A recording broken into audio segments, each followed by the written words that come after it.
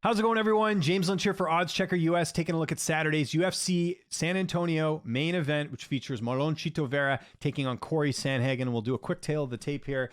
You can see Vera, 30 years old. Cory Sandhagen, 30 years old as well. 5'8" to 5'11", 70.5 inch reach to 70. These guys are pretty even as far as the age and the height and the reach and all that different stuff. So really excited for this one. Big implications in the division as we're seeing some new contenders emerge in that weight class. If you look on oddschecker right now, you can see pretty much every book has Cory Sandhagen as almost a 2-1 favorite. The comeback on Chito Vera about plus 145 around there. I think the odds here make a lot of sense. Cory Sandhagen has only really lost to the best in the weight class, including current champion Aljamain Sterling. We'll go through Sandhagen's resume here quickly.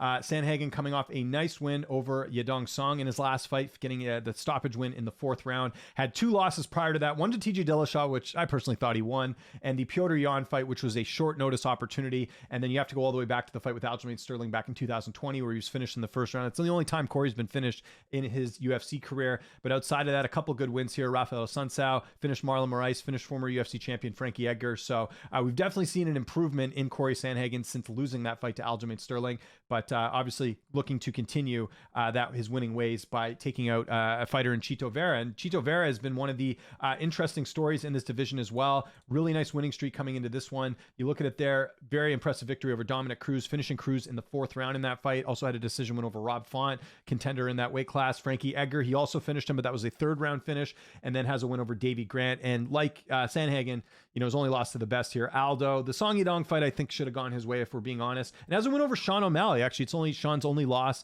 in the UFC as well. So those are a couple good wins too. So here's how I kind of look at this fight.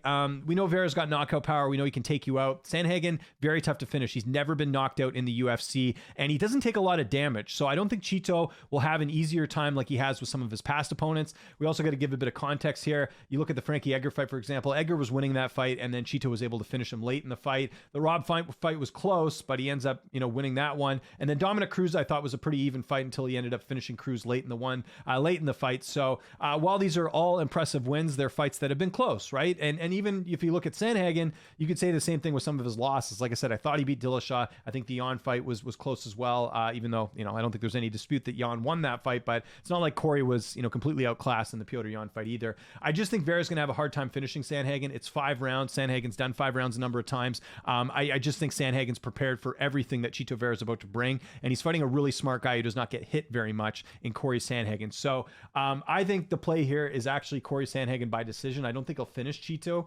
Will the fight goes the distance? If you look at that prop, it's only minus 108 and minus 120 around there. That's some really good value. I know Chito finishes a lot of his opponents, but I just don't see him being able to finish Cory. And Cory's not much of a finisher himself. I know he does have a couple stoppage wins, like I mentioned, over Moraes and Edgar, but those were older fighters. In the case of Moraes, just taking a ton of damage here. Even this fight against Song Yadong, it was a 4th round finish. So I don't think Cory will finish. I think he wins the decision here. But I think in general, the play here is the fight goes the distance, because I don't think Chito Vera is going to knock out Cory Sandhagen in this fight. So that might be an option as well when you look at it here. So Cory Sandhagen wins by decision is plus money. I think that's definitely the play to make here on this fight. So I want to know what you guys think in the comment section below. Who are you leaning towards in the main event? Are you going with the underdog Marlon Chito Vera, or do you like Cory Sandhagen? Let me know. Follow me on Twitter and on Instagram at Lynch on Sports. And make sure you subscribe to the oddschecker US YouTube channel, where we're putting content on here every single week. I'm James Lynch. Thanks so much for watching, and I'll see you next time.